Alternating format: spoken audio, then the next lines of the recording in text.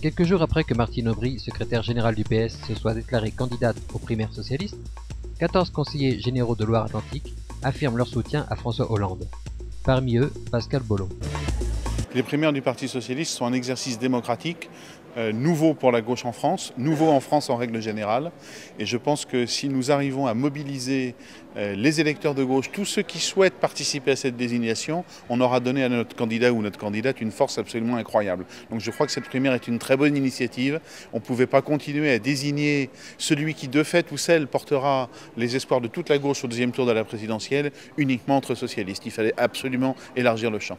J'ai décidé de soutenir François Hollande pour au moins 3 raisons. La première, c'est qu'il me semble le plus prêt des candidats, à la fois prêt à assumer une campagne, prêt à gagner, parce que je crois que c'est un très bon candidat, et prêt ensuite à assumer la fonction. Je crois qu'une campagne présidentielle, ça ne s'improvise pas. Ce n'est pas une décision qu'on prend par un jeu de circonstances. C'est une décision à laquelle on doit s'être préparé longuement, et je crois que c'est vraiment le cas de François Hollande. Je crois qu'il faut le soutenir dès maintenant. Ce serait un petit peu artificiel d'attendre d'autres circonstances. Alors c'est vrai qu'on a vu dans ce débat de primaire qu'il s'est passé des tas de choses qui étaient inattendues, mais c'est toujours comme ça en politique.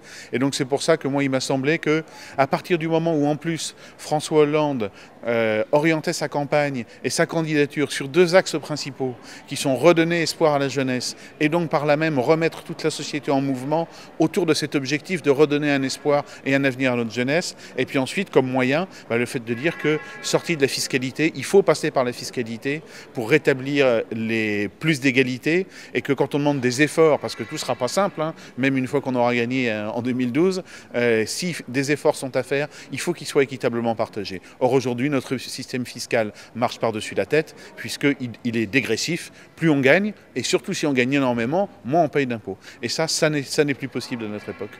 L'essentiel, c'est cette volonté d'élargir le cercle de ceux qui vont affirmer des soutiens pour tel ou tel, mais qui vont participer à ce grand débat démocratique, de l'élargir bien au-delà des institutions, et je dirais même bien au-delà du Parti socialiste. Alors naturellement, moi en tant que socialiste, je ne ferai à l'extérieur de campagne que pour les primaires, que pour encourager les habitants, nos concitoyens à participer à cette primaire. J'imagine pas un seul instant aller faire du porte-à-porte dans un quartier à Nantes-Nord, et que 2 jours après ou 2 jours avant, un autre de mes camarades serait passé pour soutenir une autre candidature. Non, il n'y aura qu'une candidature, c'est celle pour qu'une campagne, pardon, c'est celle pour la participation aux primaires. Ensuite, on fait connaître notre préférence et puis on participera dans l'organisation de la campagne, on contribuera à l'organisation de la campagne générale de François Hollande. Mais c'est vrai que ce sera, à mon sens, d'abord une campagne nationale pour distinguer les différents candidats et que localement, nous devons aller à la rencontre des Français pour leur dire venez participer à la primaire, c'est votre outil. Alors que ce 1er juillet 2011, Dominique Strauss-Kahn vient d'être libéré sur parole aux USA, les élus socialistes locaux soutiendront-ils le vainqueur des primaires, quel qu'il soit, de Martine Aubry à Montebourg en passant par Dominique Strauss-Kahn? Alors ça, c'est parfaitement évident. Dominique Strauss-Kahn, je pense qu'il est trop tôt pour faire des spéculations.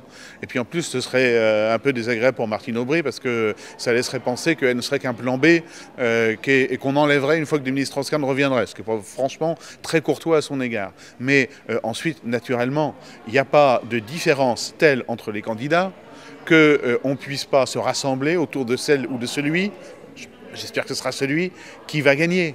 La primaire, il n'y aura pas un vainqueur et des perdants. Il y aura un candidat socialiste chargé de porter tous les espoirs de la gauche. Et naturellement, il faudra se mobiliser derrière lui ou derrière elle. Naturellement, il portera le même projet puisque le projet a été adopté à l'unanimité des socialistes. Donc il n'y a pas de clivage en la matière. C'est juste de savoir qui est le mieux en situation au moment où nous sommes pour porter la campagne, pour gagner et ensuite pour assumer la fonction. Je crois aujourd'hui que c'est François Hollande.